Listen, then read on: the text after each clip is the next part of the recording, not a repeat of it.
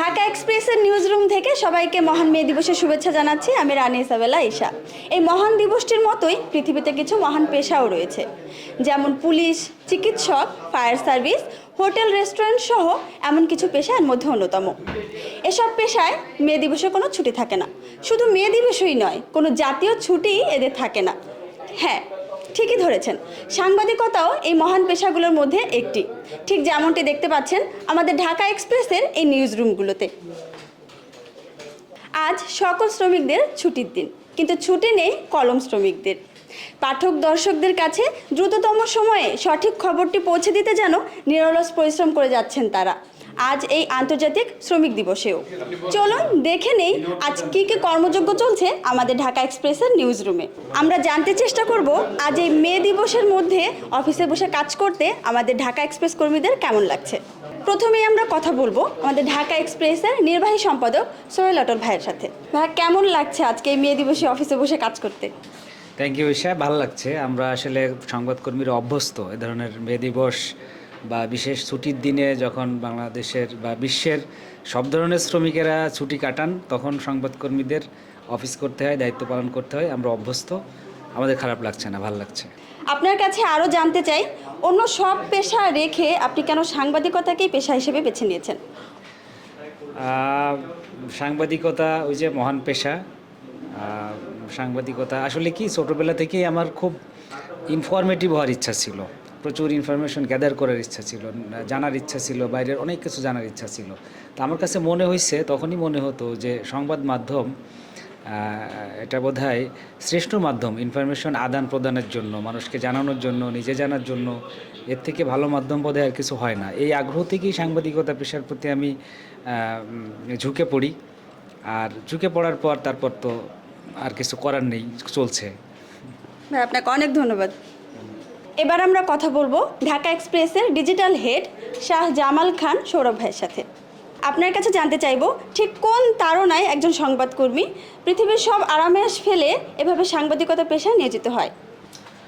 ধন্যবাদ ঈশা। আমি তোমাকে প্রথমেই বললাম যে তুমি যে প্রশ্নটা করেছো যে কোন তাড়নায়, আসলে ছোটোবেলা থেকেই এই তাড়নাটাই আমার ভিতরে কাজ করছিল যে আমি খুব কাছাকাছি থেকে মানুষের সেবা করতে পারবো কিনা, এবং সব মাধ্যমের মানুষের একদম উপর লেভেল থেকে যারা নিম্ন শ্রেণীর মানুষ আছে তাদের খুব কাছ থেকে তাদের সাথে কাজ করব, তাদের সুখ দুঃখের কথা শুনবো।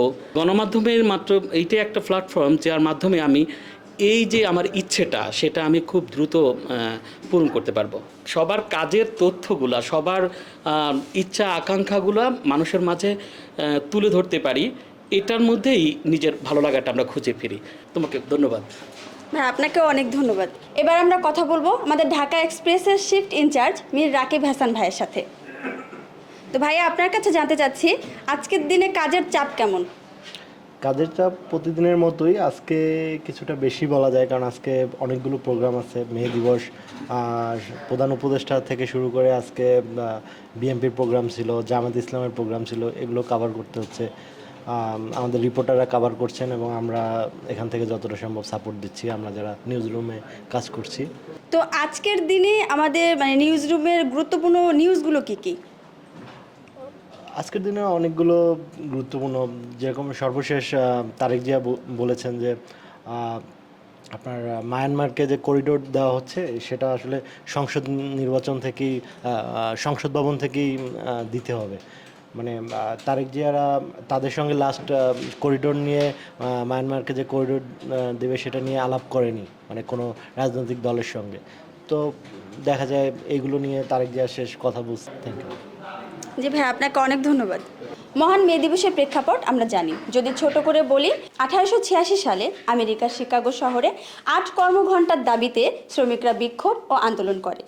পরবর্তীতে পুলিশের গুলিতে বেশ কয়েকজন শ্রমিক মারা যায় এবং এরপরে কিছু শ্রমিককে ফাঁসিতে ঝুলিয়ে হত্যা করা হয় এবং পরবর্তীতে এই আন্দোলনটি বিস্ফোরিত হয়ে আরও বিরাট আকার ধারণ করে এবং শ্রমিকদের দাবি মেনে নেওয়া হয়। এ বিষয়ে আমরা আরও জানতে এখন কথা বলবো আমাদের ঢাকা এক্সপ্রেসের সিইও স্যারের সাথে।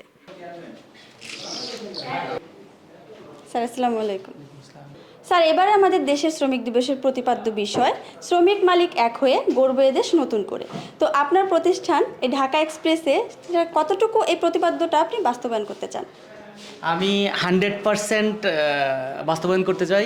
আমি সুযোগ পেলে 110% বাস্তবায়ন করতে চাই। আমি সুযোগ পেলে 200% বাস্তবায়ন করতে চাই। কারণ আমি বিশ্বাস করি একটা প্রতিষ্ঠান শুধু নয়, একটা দেশ, একটা জাতি, একটা পৃথিবী গড়তে গেলে শ্রমিকরাই আসলে অবদান রাখে। স্যার, আপনি নিজেও দীর্ঘদিন পেশাদার সাংবাদিকতার সাথে যুক্ত ছিলেন, তো খুব ভালো করে জানেন যে সাংবাদিকরা কিন্তু সবসময় শ্রমিকদের অধিকার আদায়ে বেশ বিশেষ ভূমিকা পালন করে, কিন্তু দেখা যায় অনেক ক্ষেত্রে সাংবাদিকরা নিজেরাই কিন্তু তাদের অধিকার থেকে বঞ্চিত হয়। তো আপনি যেহেতু এই পেশার সাথে অনেকদিন যুক্ত ছিলেন, তো আপনি খুব ভালো করে এটা বলতে পারবেন যে এই সাংবাদিকদের এই সংকটকে আপনি কিভাবে দেখছেন? আমি এখনও শ্রমিক, আমি তোমাদের থেকেও বেশিই কাজ করি, তোমরা দেখো। তো সেই কাজের মূল্যায়নটা আমি দিতে চাই সাংবাদিকদেরকে, ঢাকা এক্সপ্রেস দিতে চাই। আমাদের সম্মানিত চেয়ারম্যান স্যার, আমাদের দুইজন ডিরেক্টর ম্যাম আছেন, তাদেরও একই কথা। আমরা শ্রমিকদের বা আমাদের সহকর্মীদের সর্বোচ্চ মূল্যায়নটুকু করতে চাই। নতুন প্রতিষ্ঠান হিসাবে এটা আমার চাওয়া যে বাংলাদেশে যদি অন্য হাউজের মালিকরাও এটা ফলো করে, তো এই যে আমাদের যে অনেক সময় অনেক কথা শুনতে হয় যে সাংবাদিকরা লাঞ্ছিত হয়, সাংবাদিকদেরকে টাকা দেওয়া হয় না, সাংবাদিকদের আমরা অনেক কিছুই দেখি, আসলে অনেক কিছু সম্মুখীন আমরাও হয়ে আসছি। তো আমি যেহেতু সাংবাদিকতা করে আসছি, সাংবাদিকদের জ্বালা আমি বুঝি, তো সেই জায়গা থেকে আমি সর্বোচ্চটুকুই আমার সহকর্মীদের জন্য রাখতে চাই আসলে। আপনাকে অসংখ্য ধন্যবাদ স্যার। এবারে আমরা একটি গুরুত্বপূর্ণ বিষয়ে কথা বলবো আমাদের ঢাকা এক্সপ্রেসের চেয়ারম্যান স্যারের সাথে। স্যার, আসসালামু আলাইকুম, কেমন আছেন? আসসালামু আলাইকুম, আমি ভালো আছি আলহামদুলিল্লাহ। সবাইকে মে দিবসের শুভেচ্ছা। জি স্যার, আপনার কাছে প্রশ্ন যে ব্যবসায়িক দৃষ্টিকোণ থেকে আপনি আপনার টিমের সদস্যদের সমস্যাগুলো কিভাবে মূল্যায়ন করবেন বা কিভাবে মূল্যায়ন করা উচিত বলে আপনি মনে করেন?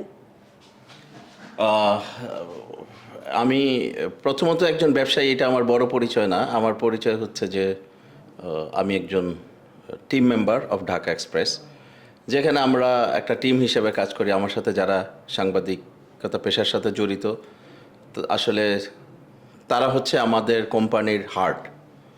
সো ওনাদেরকে আমি সর্বোচ্চ মূল্যায়নটা করব। ওনারা হচ্ছে জীবন দিয়ে কাজ করে, জীবনের সাথে সময়ের সাথে বাজি রেখে কাজ করে। যে কোনো কোথাও মারামারি হইল হচ্ছে, তারা এগুলো ভয় পায় না। সো সাংবাদিকরাই একমাত্র আমি দেখি যে তারা সবচেয়ে আগে থাকে।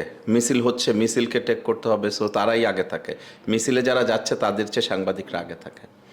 তারপরে কোথাও মারামারি হচ্ছে, সেই খবরটা নেয়ার জন্য ওরা সবার আগে থাকে। রোড তারা সেন্টার পয়েন্টে থাকে। সো তারা তাদের জীবন বাজি রেখে কাজ করে, এবং তারা ফলো আপে থাকে, আবার পরের স্টেপে কী হয় সব কিছু নেয়। তাদের জীবনও মাঝে মাঝে রিস্কে চলে আসে অনেকগুলো কারণে। সত্যর ঘটনা বের করতে গেলে তাদের পেছনে হুমকি আসে, আসে, নানান ধরনের ঝামেলা আসে। প্রশাসনিক ঝামেলা থাকতে পারে, পুলিশের ঝামেলা থাকতে পারে, ব্যক্তিগত ঝামেলা থাকতে পারে। সো আমি দেখি যে সাংবাদিকরাই সবচেয়ে বেশি রিস্ক নিয়ে কাজ করে। আর আসলে আমি ওই টিমটাকেই রেসপেক্ট করি, যারা সততার সাথে কাজ করবে, অনেস্টির সাথে কাজ করবে, ডিগনিটি নিয়ে কাজ করবে। এবং আমি তাদেরকে সর্বোচ্চ মূল্যায়ন করব এবং করেই যাব যতদিন পর্যন্ত পারি। আমি তাদেরকে বুকেই রাখবো। থ্যাংক ইউ স্যার, আপনাকে অসংখ্য ধন্যবাদ। আমরা আশা করবো যে আপনি সারা জীবন এভাবে আমাদের পাশে থাকবেন। ধন্যবাদ। দেখছিলেন মে দিবসে ঢাকা এক্সপ্রেস কর্মীদের বিরামহীন ব্যস্ততা। এই ব্যস্ততায় যেন গণমাধ্যম কর্মীদের তৃপ্তির জায়গা। একজন সংবাদকর্মী সব প্রতিকূলতা পেরিয়ে সঠিক সময়ে সঠিক খবর পৌঁছে দিতে চেষ্টা করেন পাঠক দর্শকদের কাছে। আমরাও সেই চেষ্টা করছি। ঢাকা এক্সপ্রেসের সাথেই থাকুন, ভালো থাকুন সবাই।